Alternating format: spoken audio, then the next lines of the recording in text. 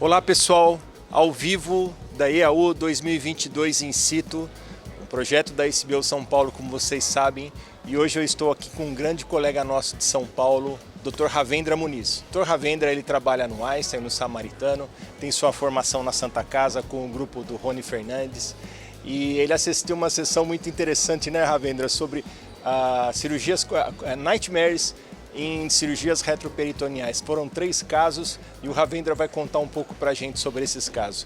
Ravendra, o primeiro caso foi sobre nefrectomia parcial, né? Como é que foi lá? Que você pode fazer um sumário pra gente?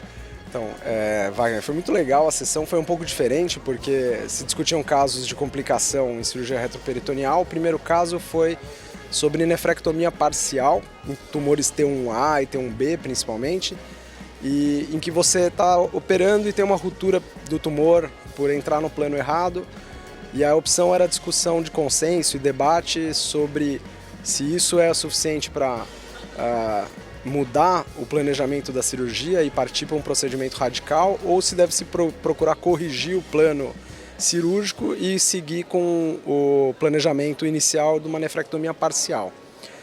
Foi praticamente consensual de que se deve procurar um plano, corrigir o procedimento e seguir com o planejamento terapêutico inicial. O que eu achei bem interessante dessa sessão, Wagner, é que os colegas colocaram casos complicados, que eles tiveram complicações reais, e teve um colega que é um perito, especialista em medicina legal, que ficou discutindo esse caso, fazendo um cross-examination, né, perguntando, como se fosse uma situação judicial, para expor falhas na indicação, ou na documentação de prontuário, ou na discussão do caso no pré-operatório com o paciente, consentimento.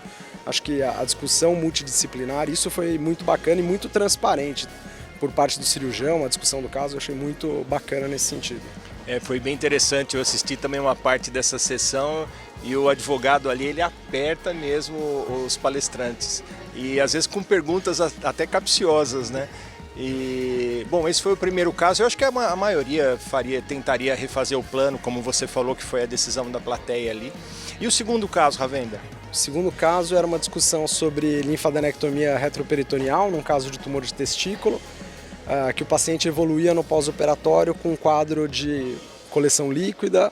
Inicialmente pensaram em linfocele, mas se acabou se diagnosticando uma fístula ureteral, uma lesão ureteral. E revisando a cirurgia, o cirurgião percebeu que ele inadvertidamente lesou com o monopolar o ureter. E aí houve uma discussão sobre a falta de evidência científica, né, estudo clínico randomizado para apoiar a técnica robótica, se essa discussão no pré-operatório é muito clara com o paciente, formas de conduzir também o reparo, a lesão, né? E, de novo, também foi um caso bem interessante do ponto de vista da discussão. Se eu não me engano, era o professor Peter Albers, né, de Düsseldorf, então foi muito interessante ouvir como ele conduziu essa complicação no pós-operatório. Eles optam por tentar corrigir prematuramente, esse diagnóstico é precoce, né? Mas eu achei interessante a discussão dessa... Eu assisti uma parte desse caso e eu vi que ele tinha uma experiência de 10 casos, né? E o advogado falava bastante, mas se você 10 casos são suficientes, o paciente sabia que você só tinha 10 casos, eu achei isso bastante interessante e ele se sentiu um pouco acuado, né? Eles foram muito transparentes em expor que o caso aconteceu no início de curva de aprendizado, que eles estavam com pouco volume operatório robótico comparado com cirurgia aberta, então era um cirurgião muito experiente em cirurgia aberta, né, referência para tratamento de tumores de testículo, o chairman da instituição, e aí ele expôs que realmente no começo ele estava numa curva de aprendizado inicial e provavelmente foi um erro acidental de início de curva, pisar no pedal errado, né? Pensar que está disparando o bipolar e acidentalmente a disparar o monopolar e ter uma complicação grave disso. Acho que é muito produtivo ele expor, né, que acontecem esses problemas. Ok, e o terceiro caso?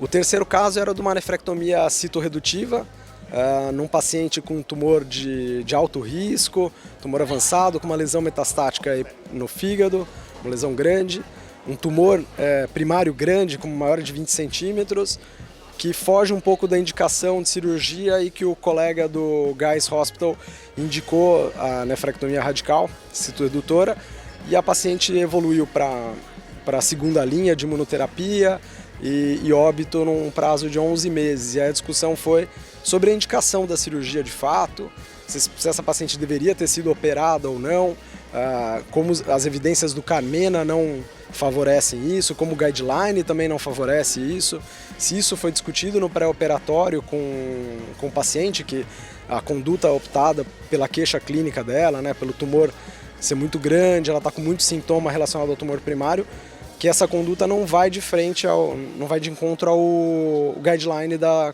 Comunidade Europeia, da Associação Europeia de Uro. Então a discussão foi nesse sentido, um tumor de alto risco, metastático, que talvez a evidência clínica científica não fosse a favor de nefrectomia e que o colega indicou.